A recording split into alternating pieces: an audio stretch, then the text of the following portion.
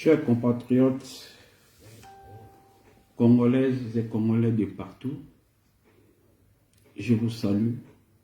Bonjour, bonsoir, bon après-midi, mbote. Au dépendre sika message nangai eko uta bino. Je suis votre frère, votre compatriote, Congolais de père et de mère. Né au Congo, grandi au Congo, fait les études au Congo. Je suis missionnaire en Europe. Patriote, pasteur, placé de Jésus.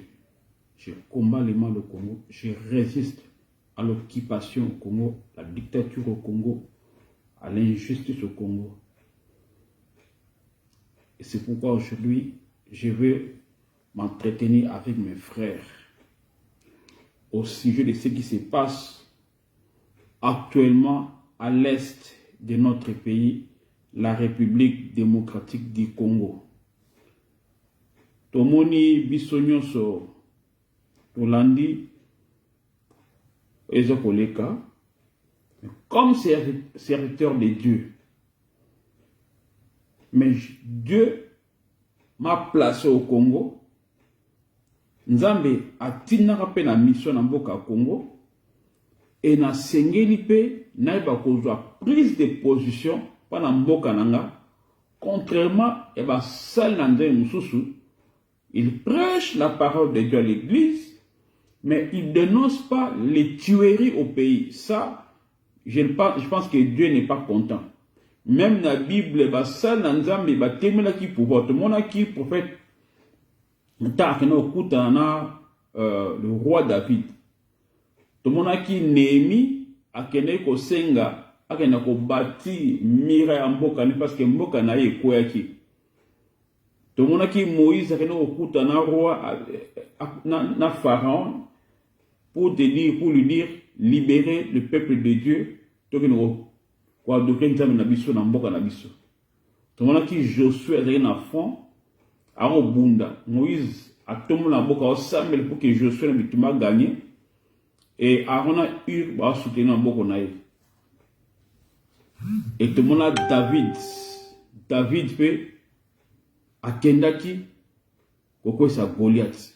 Maman nangai Blandi Tina mbote maman lelo ndekono pasteur nao nangina va pas na mboka na parce que quand il y a un sang pas na mboka maman ceux qui biso les hommes de Dieu, les journalistes, les artistes et musiciens, les comédiens, tout ça, les leaders d'opinion et les hommes politiques aussi. Ceux qui ne sont pas dans Mboka, Nana Kolobela Bisso, qui d'autre parlera à notre place. Et c'est pourquoi le Danina Lobamakamo sur le Kanamboka, il y a des gens qui ignorent, qui habiter qui Makameza Namboka Nabiso. Batozako Koufa, rébellion, un salami, et yawana lingi lelo, na mikazanu kopesa makanisi, au sujet ya makambwana, tout le monde réfléchir, bisoba namboka, par rapport ya oizako leka, actuellement namboka na biso. Et vous voyez que ceux qui te l'obité, ceux qui te font des nengwana, et vous avez la passe pour na biso. Yawone sengeli biso ba namboka. To tele ma biso nyonso. Lokola mutu moko, to zwa position pour na mboka na biso Congo. Les pays oyo ba pakanabiso abundelango, mais jusque là ces pays ils ont toujours un problème. Tumba, ils ont respecté Congo. Quand il y a un problème dans le Congo, et message au besoin de se alors, Nalingi, Tom Mekadano, pour réfléchir. Tom, pour réfléchir sur ça.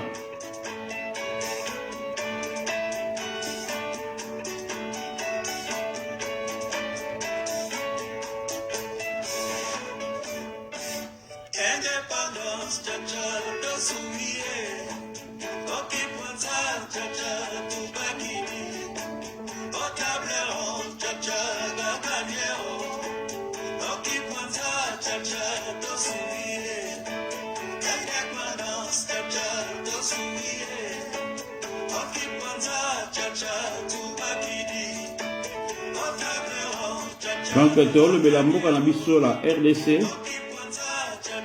et makamojo leka na est.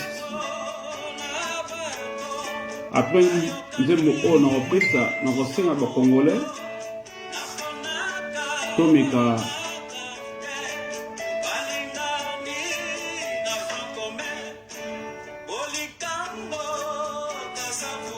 pour réfléchir.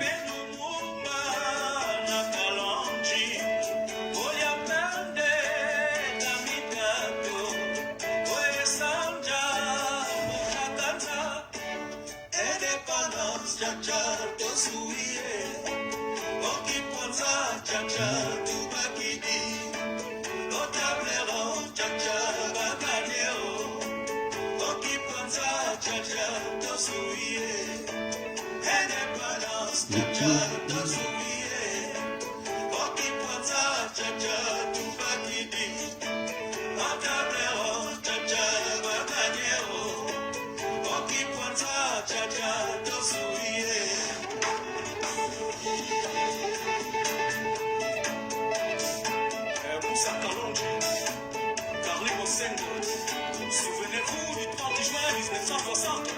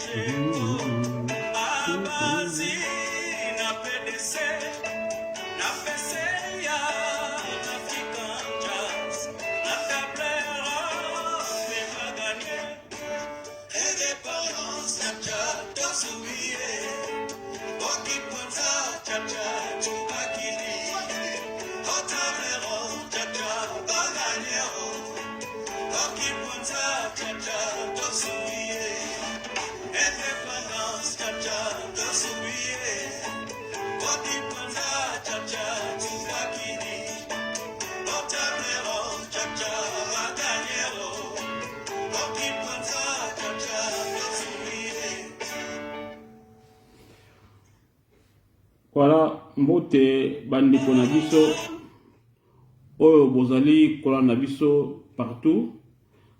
Angaki lelo ko réfléchir na situation oyo ezali ko se passer actuellement na mboka na biso ya Congo.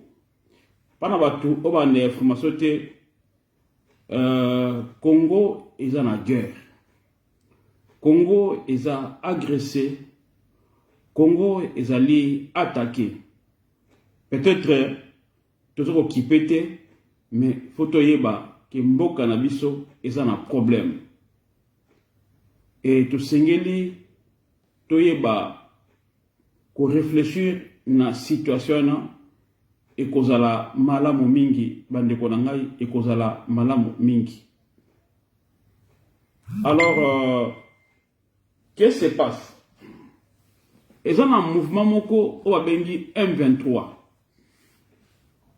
M23 ezali mouvement oyo et salami naba rebelle étranger ba utala mouvement abengi CNDP Yakunda Batouare. Un Rwandais touti ndeka ba infiltraka armée na biso ndeba ba infiltraka ba institution na biso ndeba ba infiltraka milieu na biso, ba mboka na biso, même ba église na biso, même ba famille na biso, ils se disent n'évitez na pesi bango droit na ba comme congolais. Alors ba sala ki mouvement na bango, ba bi ba rebelle congolais. Boye bango kunda batoire aleka tina ba TV5 kunda batoire aleka na TV5. Pourquoi que non? Azali rebelle congolais, mais le lo kunda batoire wana asa na Rwanda, il est rwandais. mais ba chaîne ya minene ya mokili, ba CNN, ba TV5, ba TV, ba chaîne, ba Al Jazeera, tout ça parce que tant à cela qui rébellion à CNDP, mokile mona kiango. Alors ces messieurs de Kunda Batouare, à cela qui mouvement na, pendant qu'on bondissa, Mboka, il dit qu'il est congolais. Mais les oyo, nana qui n'est histoire nate, azonga, mouvement, et puis à la Bible, n'a moi bâton mon robot. Alors, Malbanzambe, et puis à ce moment congolais, au tel forme ango, ya congolango, ils ont matat. Mandeko, ceux qui bisou bassan en Zambé, tozo makamote, c'est la passe. N'ayant vélo comme moi, bandeko. Toranaki, ce qui s'est passé, makama, Laurent Sokoko, papa Mokonzi, j'ai parlé, et c'est fini. On a, nakoko, kotushu na parce que ça, on a passé un point de vue. Et na ce qu'on a remonté à la makambu oyo et donc on leka na est parce que ceux qui doivent tu vas dire makamona et je pense que ba ngona va profiter de notre qui vont de sukoto la na makambu oyo na est toyeba cause il y a retour il y a 1-23 et toyeba qu'est-ce que l'Union africaine pense. Qu'est-ce que les Occidentaux pensent et qu'est-ce que le gouvernement congolais pense Nalikambango. Alors, CNDP, Tango, et Koufa, et accord ma Pessalamaki, il faut intégrer l'armée congolaise.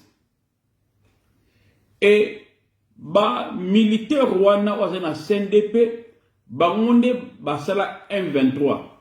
1-23 c'est accord ya paix au Salamaka le 23 mars. Mars 3 et 23 date. Accord seulement il y a mars. Mais depuis là 1-23 bazongara toujours. Bandana 1-23 ba guerre sporadique. O batakebo, o basali boy, o bonaboy. Alors, est-ce que 1-23, Baza Penda Bandeko Nabiso, c'est la question qu'on a mis tout. 1-23, Baza Penda Bandeko Nabiso, Bandeko 1-23. Est-ce que les Nyamurenge sont nos frères vraiment? Sont-ils nos frères réellement? Parce que Bango Tang Bayaki, Baluki Kimye Kota Lamboka, et après, on dit que Bunzamboka na biso. Mais lelo oyo, batu oyo Félix Abaki, les Nyamurenge, ce sont nos frères. Et ngane retourne bandeko, est-ce que les Nyamurenge sont-ils réellement nos frères? Ba Nyamurenge, c'est tout les Rwandais, oh, bavana na ngomba Murenge, comme ngomba Nyamurenge. Ba vraiment frère. C'est pas frère, ba faux frère ou ba vrai frère. S'ils ne sont pas les frères, ni vrai ni faux, sont-ils nos ennemis? Alors, jusqu'à quand tu es hypocrite? Jusqu'à quand tu as peur? Jusqu'à quand tu es semblant? Moi, je n'aime pas l'hypocrisie, je n'aime pas l'injustice. Bandeko, normalement, le président, il y a Union africaine, Macky Sall, Azo Senga, dialogue entre Rwanda na Congo, sans pour autant qu'on pékissa, bien qu'on dénoncer l'agression rwandaise au Congo. Le Congo est agressé par les Tutsis, les Rwandais via les Nyamurenge. Parce que les Nyamurenge, bazali, ba ennemi, ba fanda. Les Nyamurenge sont à l'aise avec le Rwanda qu'avec le Congo. Ba Nyamurenge, baza plus les Rwandais que les Congolais. Et le Kola va bien frère Nabiso, tant que nous sommes occupés parce que même la armée Nabiso étranger, Kota, vous ne comprenez pas. Ce sont les faux frères, les ennemis du Congo. On va comment ma Congolais va Nyamurenge, baza na kati ya armée, bobi qui baza ba ennemi parce que ba pesa on a entre congolaises, ils opèrent na kati ya mboka Nabiso. C'est Nyamouring, il va opérer na kat. Il y a armée Nabiso. Il y a des officiers rwandais et ce que tout le monde va congolais parce que bah Nyamouring. Et ce problème de Nyamouring, nous devons voir ça très bien. Il paraît non qui non les deux présidents Félix na Kagame bah il va Koutana. Mais ce que moi je remarque, c'est que je connais l'hypocrisie de l'Union africaine. Baza ko condamner agression rwandaise, baza la politique, bah il y a un vrai problème. Si le 1-23 a dit que nous avons FDLR, mais c'est au Rwanda, ce n'est pas au Nyamouring, si c'est le Congolais, ce n'est pas au Congolais, Roubaix-Roi. Il défend plus le Rwanda, mais il dit il est Congolais, il est plus pour Rwanda contre le Congo. Il défend plus le Rwanda de tout que les Congolais.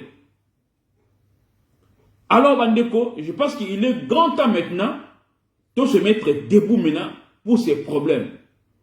Donc, il a interpellé les hommes de Dieu d'abord, parce que je suis aussi certain de Dieu. Il a interpellé les hommes de Dieu. Il faut que les hommes de Dieu battent les mains, parce que la monnaie qui période, et c'est là qui a poste na seni to mona ki ndenge bato nzambe ba église toutes les églises baza ko mobiliser et ça qui pour l'argent pour l'approbation humaine to pas l'amour du Congo bala qui amour ya Congo na poste ya seni mais quand il y a agression rwandaise aucun jusque là nous avons ni pasteur mon côté. Peut-être l'église catholique va se lever voir mouké. Mais dans mon ante, ceux qui islamiques votent dans la vidéo, n'habitez que islamique, non de la monité. Parce que je ne contrôle pas les réseaux sociaux, je ne suis pas partout, peut-être. Alors, s'il est grand temps, tant que mon qui n'a poto, la résistance est née côté à pasteur pour ce genre de comportement. Il dit que non, le pasteur va terre en Afrique, va y à côté. Je décide que moi-même, dans le groupe, je n'approuve pas parce qu'on ne peut pas empêcher l'évangile. Mais ce sont les hommes de Dieu au besoin de cette occasion pour que la résistance ait un péché. Parce que je regarde, aucun homme de Dieu a condamné l'agression rwandaise, Nyamulenge, Namboka, na Est. Ces peuples congolais Est va souffrir mine. Souffrir. Le Congo a suffisamment saigné. Ma kine to kotanga mingi na Est. Ma beni ni bande ko na biso a Est ba sala pour pas comme victime, pas comme ka expérimenter ba arme et pas na bango. Ce qui est beaucoup yiba ba bomenga mboka on a pesa biso. Mais c'est pas que pas bon bomaka. Ba congolais le ko la ba nyama, le ko la bibwele, bo fabriquer ba guerre. Moi je demande n'a hypocrisie, n'a tribalisme, n'a injustice. Maman Mireille, quand on n'a pas mon maman. Si Congolais moko à côté, parce que dans scène des peurs, il y avait des Congolais. Même dans 1-23 ans, tout le monde a Congolais. S'il y a des Congolais, ça n'a pas d'histoire. Il y a guerre, pas mal au côté. Il y a une guerre, même pas rébellion. Il y a une agression. Les pays sont agressés. Mais ceux qui sont alligés, le bac na Congo, tout ça, mais la Nzamba soloté. Le bac na Congo, tout ça, mais la Nzamba justice. Le bac Nzambe azalité. Mais ceux qui mènent à Congolais, par exemple, à Katia Salje, à Fojoana, qui est battu à Koufa, Kolo Nzambe a sali Kona sa Kukuta na Bango. Mais Togo, soukaka tete ba Nzamba pour ça là, parce que il y a des hommes de Dieu, le Kolo à Josué, abanga teke Nzambe osala les makambo ya Moïse atombo na boka osambela pour qu'il y a qui ne ko gagner bitumba ba intercesseur le kola Aaron a eu ba sime aboko ne soke le ba tema banga libanga c'est juste qui ba tema banga pour qu'il aboko ne tellement Josué mais motona Nzambe le serviteur de Dieu mokita na Moïse Josué ya ça na France au bunda to luka ba Josué à Congo Toluka ba Némi ya Congo. Toluka ba David ya Congo face à Goliath. Toluka ba Moïse ya Congo face à Pharaon. Ce qui Nzambe a pesaki la Moïse, parole, a dit, j'ai vu la souffrance de mon peuple, parce que Moïse, Motanzambe, prophète et roi, azalaki capable yakoboma égyptien à cause de ses frères. Nzambe amonaki kati ya mutra Nzambe wana Moïse un cœur patriotique. Il était un patriote. Nzambe aluka un serviteur de Dieu patriote. Biso pour votre information, les hommes de Dieu Obakolanda, mouvement Oyo, balanda message Oyo, tous un mouvement autosala comme dans USDP. USDP, là, Union des serviteurs de Dieu patriotes. Ce n'est pas seulement les pasteurs, les ministres de Dieu. Tu peux être un intercesseur. Tu peux être chantre, ancien, diacre. Quand tu es serviteur, tu sers Dieu, tu viens, nous sommes les patriotes. Là, c'est un mouvement apolitique. Et c'est un mouvement qui est bon de la cas, pour la moka, pour dénoncer ma bé, conformément à la parole de Dieu. Pas selon les partis pris, pas selon le tribalisme. C'est ça, ces mouvements. Alors, Bandeko, mes compatriotes, Bandeko interpellé d'abord les hommes de Dieu, Oyo, ba négliger, ba beti, ba pesi mboka mukongo. Na ke na ba artiste musicien. Lelo Oyo, diaspora, eza ko kabwana à cause de ba concert, ba retour à concert. Moi, je pense que les musiciens, baza batu Oyo ba yaga pa na ko diviser peuple. Les musiciens congolais, bah, qu'on les a la télévision, dire que non, la diaspora résistante combattante, bah, contre Bisso, bah, l'unité, musique et bêta. Mais vous voulez seulement faire des concerts. Mais, banda, agression, moi, qui est pas moi, c'est l'opinion. Ceux qui ont musicien, il y a même les gens en Europe, bah, éviter que comme la guerre, hein, bah, éviter. Mine éviter, Bisso a passé trop Goloba. Parce qu'il y a des gens, aussi qui ont vendu à telle information. Mais éviter que Bitou mais dans l'Est à Congo, bah, va koufa. Bah, Congolais, bah, koufa, mais qu'il est été. Mais il faut que les leaders d'opinion, nous devons parler, naba, pasteur, parce que je suis pasteur.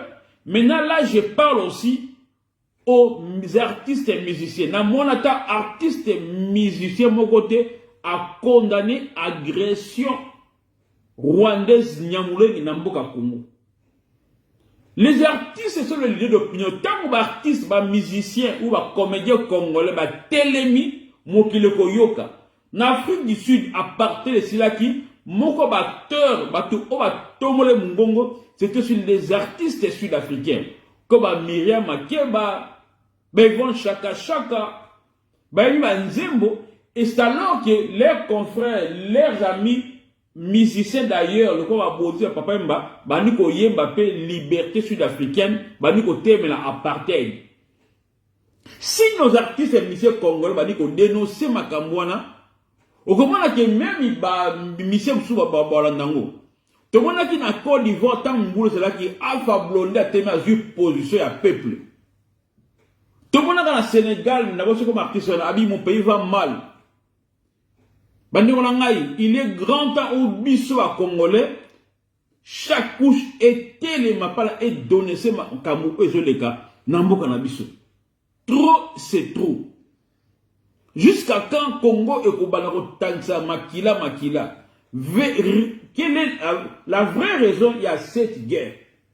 Nabi bien, je ne suis pas là dedans, mais ceux qui ont des Congolais qui sont à l'intérieur, bah écoute en Nzambi. Et Makila ba innocent, Makila ba martyr le 4 janvier 59, ba martyr le 16 février. Les différents martyrs à Congo au ba koufa pour na Congo ba Roxy Mukendi, ba Kapanga tout ça et leur sang est au mat. Bandeko, il est grand temps et que Congolais n'y sont à tellement. Je pense que tout le bien déjà. Alors, ce que tout a focalisé, maintenant il y a un problème aux Anna. Est et à Mokanabiso. C'est un problème où il faut tout télémélango. Les hommes politiques, parce que tout le bien libre musicien, parce que les musiciens, pour le moment, moi je demande même à un père, c'est bien. Mais pour le moment, non, c'est quand même la bino bandeko un père.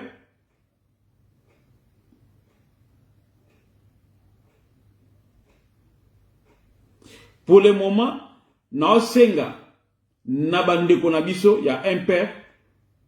Si vous aimez le pays, vous parce que les pays sont en guerre. Même bandeko a wenge bangabeta concert na bango, ceux qui ba dinga mboka, bitumeza na mboka, ou bien ça le kuta. Si réellement le pays est agressé, bitumeza la rebelle ça na est, bitu concert ça la tient. Naza ko yeba tangu de la bandaki et bandaki. Période mo boye, je pense que ça qui m'a foutu avec la dernière gouverneur période là. Ba peki civilement Pentagone, ba peki si ba concert public. Pourquoi? Parce que bitu mezali pour que ton dimanche nous sommes agressés. Tout le monde qui va concert à les 30 et à la suspendu parce que na masse wana ennemi à kota. Ennemi a profité à kota le 30 juin na masse wana. Pour que ba zo sérieux ba ndima que non, ces pays agressés. Bah, concerne nyonso et à la suspendu, même en Europe, même à un père, bon suspendre le concert à Bino. Et le 30 juin, bah, Wenge, bon suspendre le concert, et les gens vont croire que les pays sont en guerre. Et moi, je me demande, c'est que Macky Sall a un dialogue, est-ce qu'il est vraiment nécessaire? À mon humble point de vue, l'Union africaine doit condamner l'agression. Parce que Paul Kagame a organisé, il ne respecte même pas le Congo, les Congolais. Ceux qui attaquent les Congolais à répliquer. Mais pourtant, nous avons armée sa médiation pour que l'armée congolaise ait ça, soldats rwandais ou Bakangi. Mais vous dites que vous n'attaquez pas. Mais ce que vous avez soldats rwandais ou armée congolaise et Kangi, les militaires rwandais, comment est-ce que l'armée congolaise a Kangi Bango? Congolais totalement. Totalement pembeni, conflit, mike, totalement sous pas comme sous ciment. Totalement kamo ils ont les gars suko. Totalement kamo ils ont les gars actuellement. Mais tu as prêt pour que tu dénoncer. Mais il faut que il y a choses à agresser. Si, événement, il y a minene, et ça suspend, meeting, il y a politique, implantation parti politique, bon, 4 ans dans le concert, bon, ça là, bon, 4 ans dans le moi, te donnera tes limites. Et papa, abe mounou, bon, 4 ans, bon, suspend, parce que la guerre, ça là, réduit ça, c'était. La guerre, c'est un moment qu'on se soutenir et qu'on réfléchit. Et les hommes politiques, tout, même opposition au pouvoir, qu'on condamne ça. Et c'est la guerre à ce autour à l'Okuta qu'on condamne la guerre et le but est que je pars et à pouvoir en place. Au Tigaka opposant, au télémi au condamné, guerre, n'a simanango, opposition et zongi. Aux résistants ont condamné la guerre, mais n'est pas soutenu le pouvoir. Condamner seulement la guerre. Après ça, on rentre à la résistance. Tu es musicien, tu condamnes l'agression là, et puis au côté de ça, pour condamner l'agression, c'est pas faire la politique. Parce que vous dites que la politique, non, condamne l'agression. Ça, c'est fuite des responsabilités. C'est la fuite des responsabilités. Donc, le peuple nyoso, ils sont la pasteur, ils sont la musicien, ils sont la homme politique, ils sont la comédien, ils sont la moutou nyoso, côté les papas qui ont condamné agression rwandaise na Congo.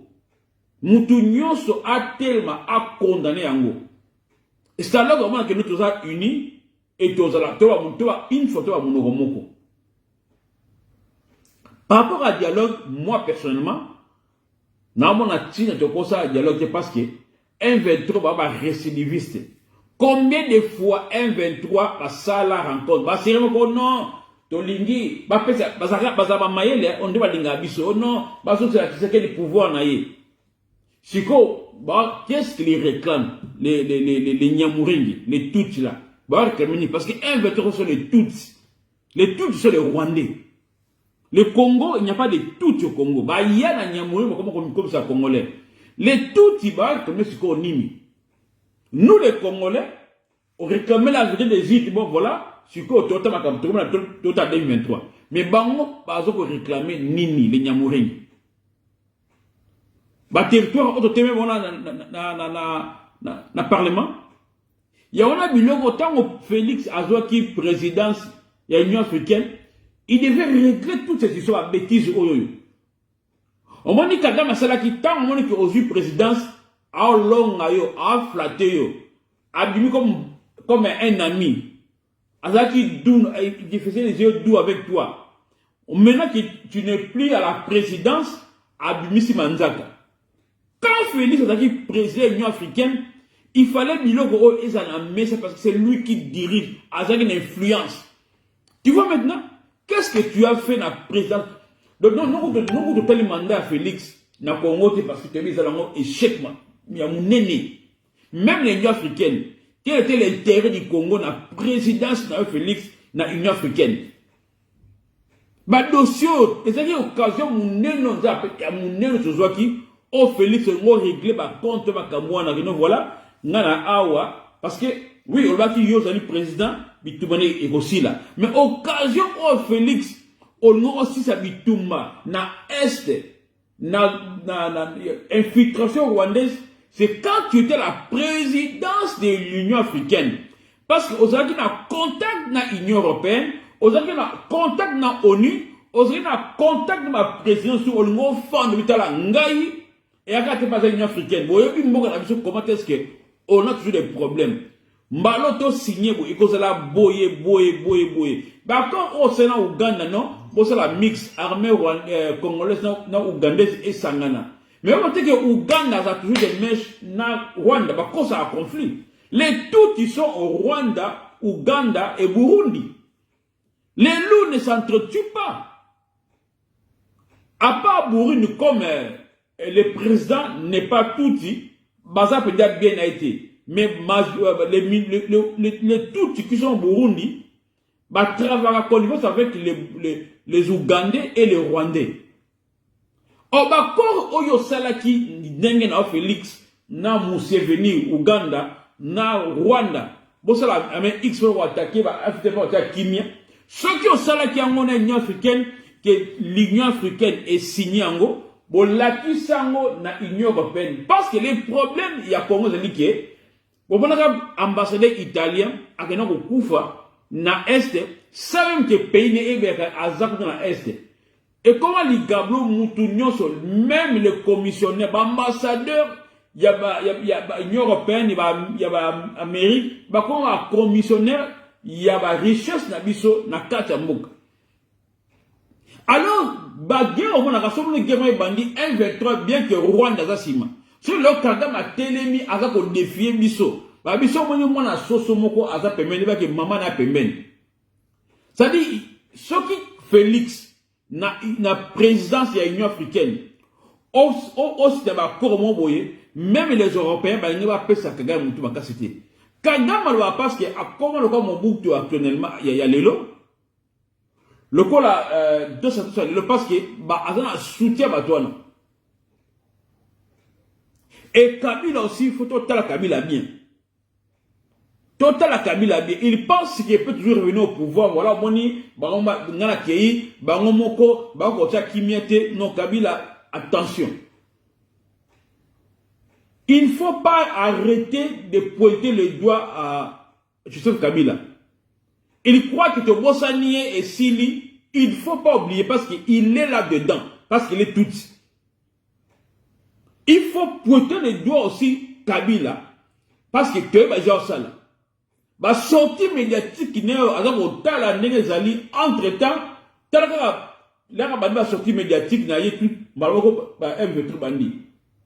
parce que là, on dit qu'il va commissaire, alors que tu bandi, allez, accentuer pour qu'il va commencer l'avantage.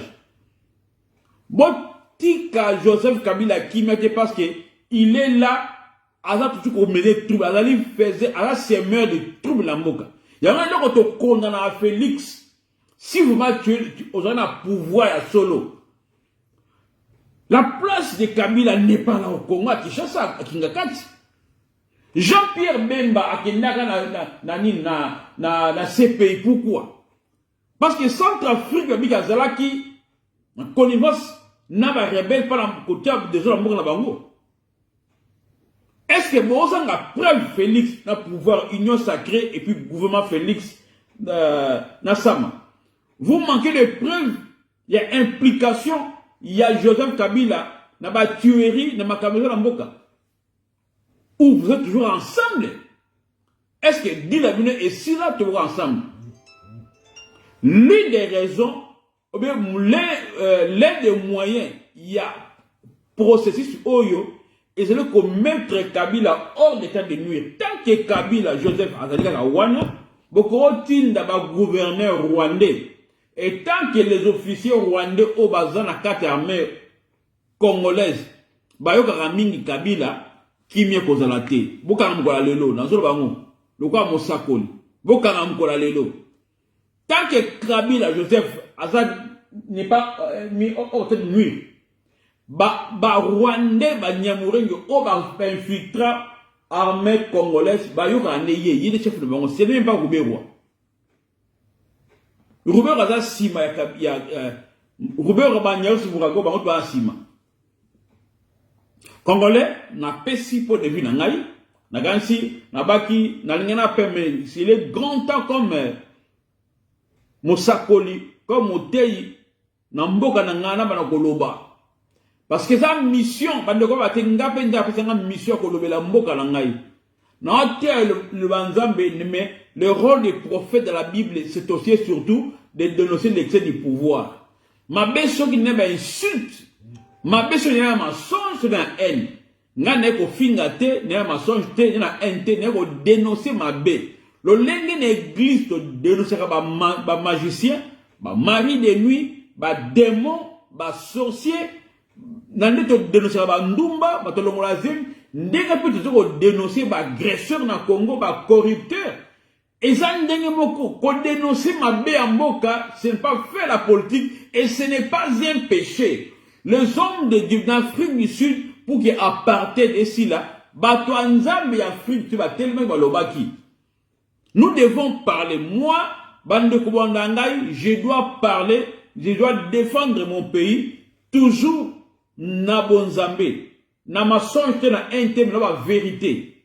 Quand il y a les ennemis, na mboka, il faut qu'on dénonce. Parce que, na la mission na mboka, Kongo, nzamba tina na Kongo pa mate. Parce qu'à mon appel Moïse à Congo, j'ai vu la souffrance de mon peuple. Naza nemi à Congo, n'a que Mirail à Congo koi, n'a que Kotonga Mirail. Nazali David à Congo, n'a que sa Goliath, ou alors teme la Congo mboka nangai.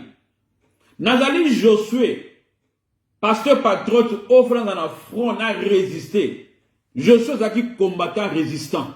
Azaki na front au monde. Et nous avons Josué à Congo, nous avons combattant résistant, nous avons résisté. Na prière, na loba, tout ça. Je suis que c'est mon doute, quand c'est mon doute, mon doute, dans la parole, la prière, mon nom qu'on a dénoncé. Donc, quand c'est ma camou, on est sur le lot en wana, Bando Golangai, n'a pas interpellé la classe politique, l'église, les hommes de Dieu, les artistes et musiciens, et n'habille pas de concert. Moi, je soutiens aucun concert. Même un père, Bobetate. C'est vraiment Boligi Moka. Wenge Musika, on a les 30 jours Bobetate. C'est au bêtis, donc, tu changer la langage, guerre à l'okuta. Le corps va accuser que non, manifestation, il y a Wenge, ils ont posé par le pouvoir. Ceux qui ont binoté, alors, bon, suspendre le concert à le 30 juin. Bon, suspendre nango. Moi, tu me dis non, vraiment, tu me dis à sol en boca, et puis, makama wenge pour la quantité. Na raison et la dossier wenge après, na prochaine émission. En tout cas, on a acquis moins interpellation Pendant ma camisole dans l'Est, dans le Congolais, sur Atema, Ademisango. Que Dieu bénisse le Congo. Papa n'a pas son merci, au Dali Nzambe. Na tiki moka, na tiki à frontière tout à Congo. Et 9 pays limitrophes comme na Congo. Nzambe, ma kila na yesu masiya, et bon, ma boka na Congo. Quand la tiki ba ange, bimisa armée céleste et bundela. Et si ka farde si ko kite, Nzambe bi tuba na biso bundolonga. Oh nyonso azana kat. Ya bitumba oh na étranger, na congolais a commis tu vois ses frères. Nzambe kota likambo. Bimisa na poisa ba faux frère na ba étranger poisa na kat makambo. Nzambe ya Moïse o miseki peuple na yo na Égypte. Nzambe ya Némi o tineki atonga miraille malgré ba tobiso ba samaro sekaye makendaki. Nzambe ya David o kosiki Goliath a défié qui armée lolenge kaka zon défier mboka na biso. Nzambe ya Josué o akene ko bunda moto na Nzambe ko bunda pana ko défendre mboka kolo bundela biso. Bitumbele ki makasi biso komakasi te angoyana yayoye bundelanga na longa yawe bundela Kongo elonga bundela biso tolonga bundela Kongo elonga yawe bundela Kongo elonga.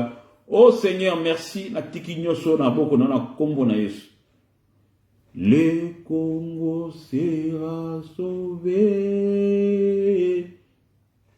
Le Congo sera sauvé. Saint-Esprit descendra sur nous et le Congo sera sauvé. Et le Congo sera sauvé. Le Congo sera sauvé. Et oui, le Saint-Esprit descendra. Et le Congo sera sauvé. Merci beaucoup, Maman Mireille Kawandolonaki. Merci, Mme Bolandi. Enseigni Bandokoba, site.